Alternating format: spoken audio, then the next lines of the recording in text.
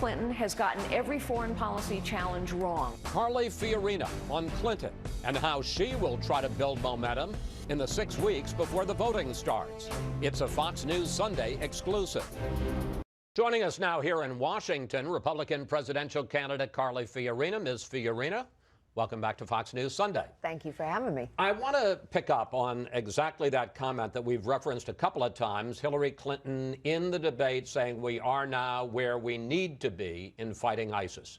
Your reaction? Incredible, honestly. Somehow a UN resolution about Syria puts us where we need to be. I think it is a reflection of Hillary Clinton and Barack Obama's belief that our foreign policy gets set by others. This is what leading from behind means, I guess. She failed to mention in last night's debate that her agreement with a precipitous withdrawal and declaration of victory in 2011 helped leave swaths of territory and weaponry from ISIS.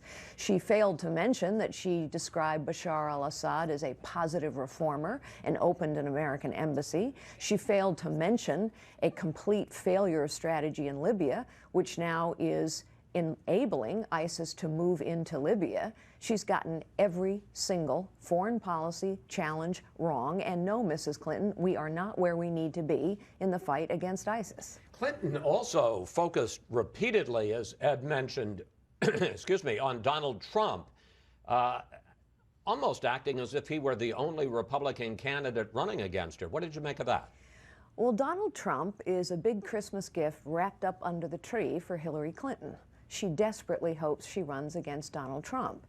I, however, am the lump of coal in Mrs. Clinton's stocking, and she desperately hopes she does not run against me. And why do you think that is, that she would like to run against Trump and not like to run against you? Well, because she can beat Donald Trump. Donald Trump can't beat Hillary Clinton. I think it's very clear. And she doesn't want to run against me because I can beat her. Because I will fight her, force her to fight on ground that she will lose on. I will force her to fight on the ground of her foreign policy mistakes. I will force her to fight on the ground of her lies and lack of trustworthiness, whether that's about emails and servers and Benghazi. I will reveal to the American people over and over and over again the Clinton way. Say what you have to say to get elected. Lie as long as you can get away with it. She wants to run on the historic nature of her candidacy. I will force her to run on accountability for the Clinton way. Let's turn to your debate, the Republican debate this week, in which you talked about how you would fight ISIS. Here's a clip.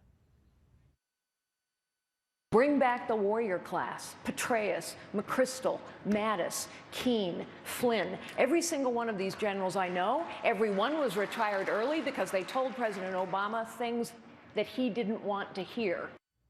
Now, it is true that some of those generals did leave over policy differences. Yes, 4 out of 5. Keene had already left. Well, 3 out of 5. I mean, Petraeus really left because of a scandal, an extramarital affair, also the mishandling of classified information. Yes, and by the way, Mrs. Clinton still hasn't been indicted over the same thing.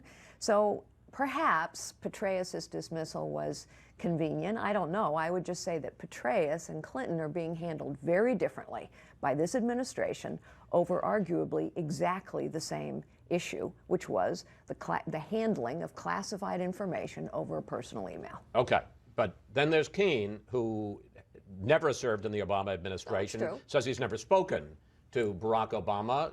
Weren't you just flat wrong about that? Well, I was wrong about Keene, yes. He's the exception that proves the rule. I was certainly right about the fact that he is a member of the warrior class.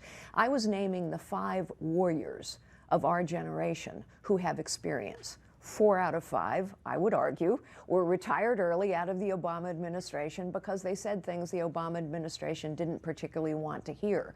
But all 5 of these generals have real experience, and all 5 of them have been highly critical of both Mrs. Clinton and Barack Obama, and all 5 of them have said that we are not doing what is necessary to lead and to defeat ISIS.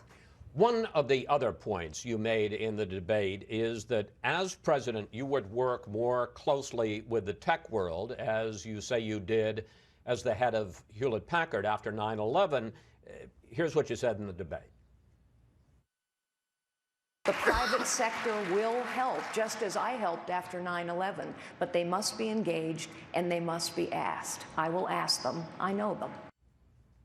But In that case, after 9/11, you were turning over equipment as the head of HP to the government. In what's happening now, we're talking about whether or not to turn over user information, whether or not to unlock encryption. That's a very different ask to be making of these high-tech companies, and they don't want to do it. Actually, we're talking about other things, Chris, and this is why it's helpful that I understand technology. Hillary Clinton tried to issue the same line last night, by the way, and then quickly had to say, I don't really understand much about technology, because she doesn't. Let me give you an example of what I'm talking about. When we miss, with all the metadata collection that we have had, the San Bernardino couple and the Tsarnaev brothers, what that suggests to me is that we are using the wrong algorithms to search through all this data. Algorithms have come a long way since 2011 or 2006 or 2007. In fact, the private sector is improving their algorithmic ability to search through big data month after month after month. And of course, a big government bureaucracy isn't keeping up. It's not that people are bad in government bureaucracies, it's that government bureaucracies crush innovation. We are falling further and further behind in our government, and meanwhile, the terrorists are keeping up. We have been through 4 and 5 generations of technology since the Patriot Act. So while lawyers are arguing about the Patriot Act or the America Freedom Act, the point is the terrorists have moved on, the technologists have moved on, and we, the United States of America, are not taking advantage of the latest and greatest in technology. The terrorists are. We need to get smart about this. And you clearly have forgotten more about high tech than I ever have known. But or any of my other opponents in this race have known either. I suspect that's true. But having said that, it is the case that the government has talked to some of these companies. We're not talking about telecommunications companies. We're talking about companies like Google and Apple about user information, about giving the key to unlock encryption, and they have refused to do so. I'm not saying that that isn't true. What I'm saying is the private sector has not been engaged. That's how we can spend billions of dollars. And Tim Cook, for instance, the head of Apple, has repeatedly refused to give that up. Tim Cook has been asked a very specific question in public, by the way, and Tim Cook has refused in public. I don't blame him for that. I will guarantee you that there are all kinds of things that the private sector can be doing to be helpful, and they have not been engaged. Let me give you an analogy, Chris. In World War II, and we're at war now. It's not a world war yet, but we're at war because ISIS has declared war on us. In World War II, the government went to the private sector. The government asked the private sector for help in doing things that the government could not do. The private sector complied. That is what I am suggesting. Trust me, there are, for example, there's a whole company called Palantir that does nothing but derive and create algorithms to search through big data. We're not using their capabilities. For heaven's sake, some of this is just ineptitude. I mean, I can go onto social media and check out my granddaughter's new boyfriend, but the Department of Homeland Security can't figure out that it needs to be tracking these jihadi websites. Some of this is a failure to keep up with technology. Some of this is bureaucratic ineptitude, and a great deal of this is an administration that does not understand the urgency of the situation, and therefore, this administration has not reached out actively to the private sector and said, we need help. The main super PAC supporting you in this campaign, super PAC, so it's separate, is now running an ad which links you pretty directly to Margaret Thatcher. Here's a clip.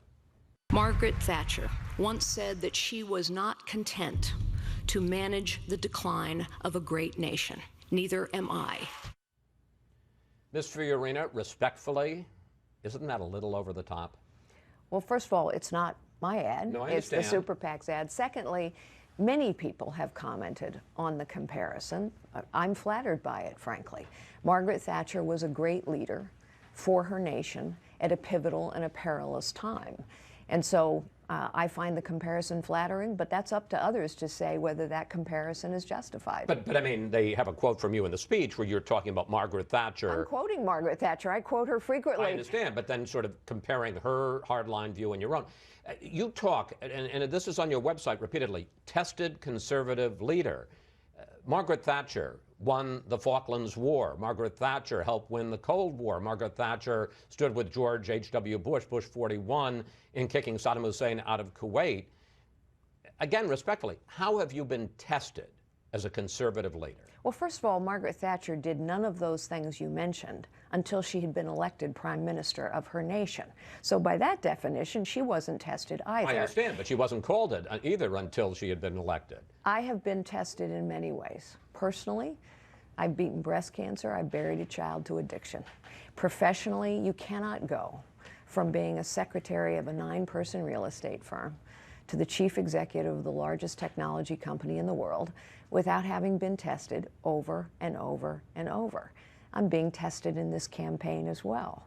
So nobody needs to worry about my toughness. Nobody needs to worry about whether or not I've been tested. And I think more to the point, Chris, these pivotal times require something other than just a politician. I understand the economy. I understand the world. I have a lot of foreign policy experience. I understand bureaucracies. I understand technology. And I understand leadership. I've made tough calls in tough times and been held accountable. And I think that is the kind of leadership the American people need now to produce results. Finally, when I told people I was going to be talking to you, a lot of them raised this point, which is that there was a point when you were really high in the polls and you had slipped considerably from that point. Let's put up some numbers. In Iowa, I know you don't like national polls, so we're going to look at early state polls. In Iowa, the latest Real Clear Politics average shows you in 7th place at 2.6%. That's down from 3rd at 10% back in early October. In New Hampshire, you're now running 8th with 4.7%, down from 2nd with more than 14%. You're a numbers person. What happened? Why haven't you been able to hold on to and to build on what a couple of months ago was a really strong position? Well, you know, it's interesting. If you look at all the polls, what you see is there are kind of 4 people up at the top: Trump, Rubio, Cruz, Carson. And then there's me and about 3 governors. I'm perfectly happy with that position right now, honestly, because when I started this race, I was 17 out of 16. The pollsters didn't even ask my name because so few people knew me. And frankly, all the pundits and DC insiders thought I'd never be standing on the main debate stage. I am, and I'm going to stay right there. I know what I see out there in Iowa, and I see building crowds. And you know what? I just came from Iowa yesterday. You know what I heard over and over and over again? Now I'm really paying attention. People make up their minds late. And if the polls at this stage in earlier races were true, we would have had President Howard Dean, President Rudy Giuliani, and by the way, we would have already had President Hillary Clinton. Ms. Fiorina, thank you. Thanks. Thanks for coming in. Merry Christmas. Merry Christmas to you. Safe travels on and the I've met your trip. adorable grandchildren. You're a lucky man. Well, thank you. Yes, we should say the Wallace grandkids, this is called a deep tease, will be on the program. You're in for a treat, folks. They're really cute.